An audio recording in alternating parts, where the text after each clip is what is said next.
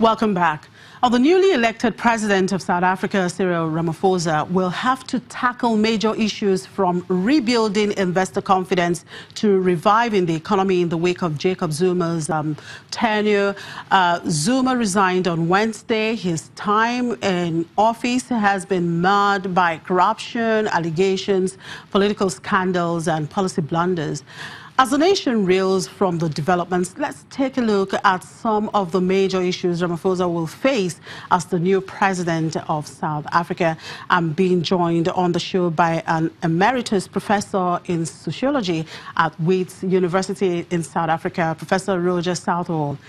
Good afternoon, Professor. Thank you very much for joining us on the show. Good afternoon.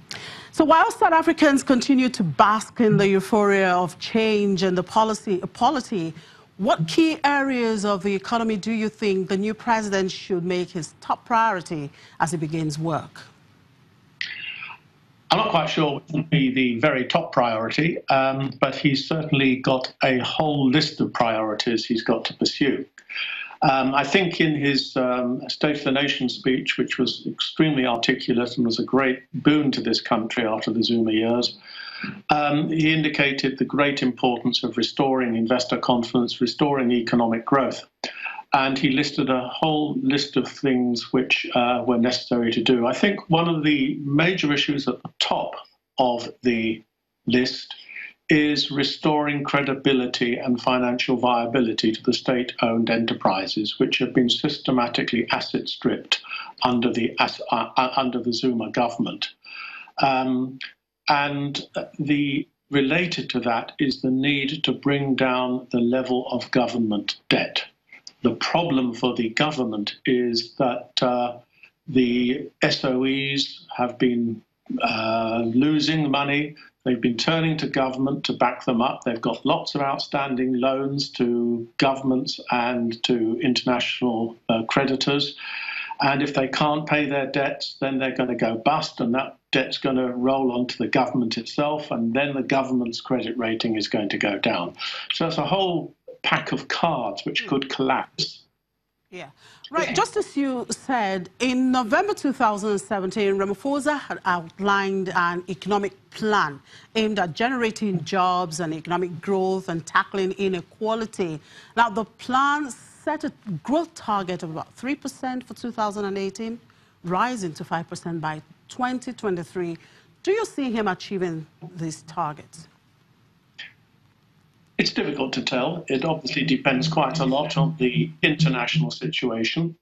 But I think that if anybody is going to lead a government in this country to do that, I think that Cyril Ramaphosa is the right person. He brings to the job an enormous amount of experience as a trade union leader, as General Secretary of the ANC at one point, as the maker of our Constitution, and of course as now a very accomplished businessman. And I think that coming with that background, he can bring together various sides, both labour, civil society and business, into some form of accord. And he clearly indicated that in the State of the Nation speech, that he's going to be holding various summits with business, with labour.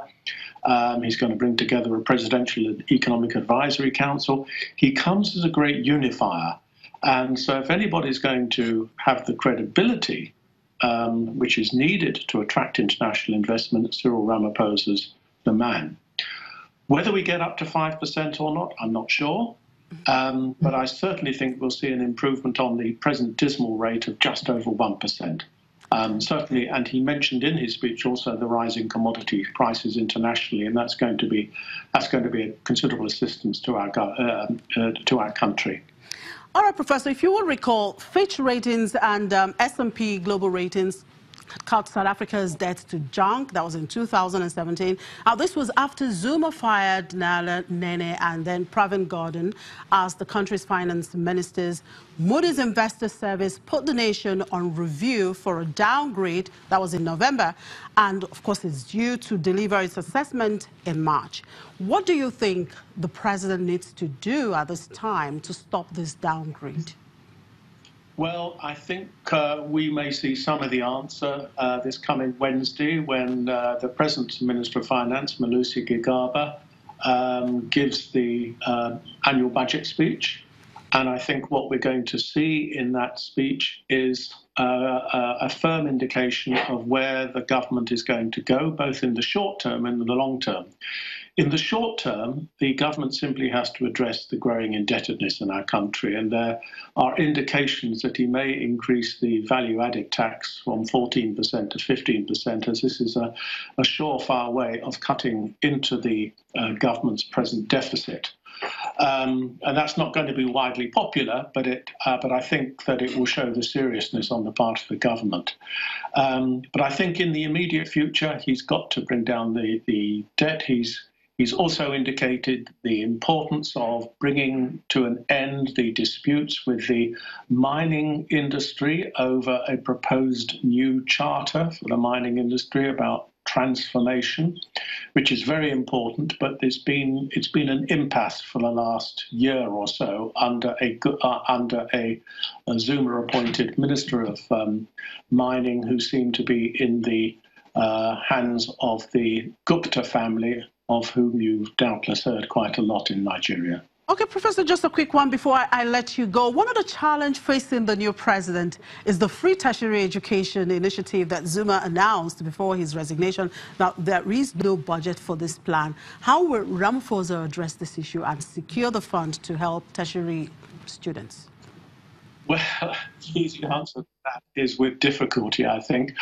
But I've mentioned the raise in the VAT, which is reckoned to raise about 20. I think the free higher education is not quite free higher education for everybody. It's for first-year students. And I think the government is going to say, we're trying to fulfill, this is an aspiration rather than an immediate policy. So I think that the government is going to have this. There's no doubt that it was an unexpected foray by Jacob Zuma. It was not what the ANC had agreed at its conference, and it seemed to be a populist measure designed by President Zuma to secure the election to the party leadership of his former wife, Nkosazana Dlamini Zuma. In some ways it's backfired, but the government is saying we're going to try to take it on board nonetheless. All right, thank you very much for your time, Professor. Thank you for your time. That was a Professor Emeritus in Sociology at Wits University in South Africa, Professor Roger Southall. And it's on that note that we draw the curtain on today's edition of the program. Thank you very much for being part of it. I'm Chimeze Obi. You're welcome.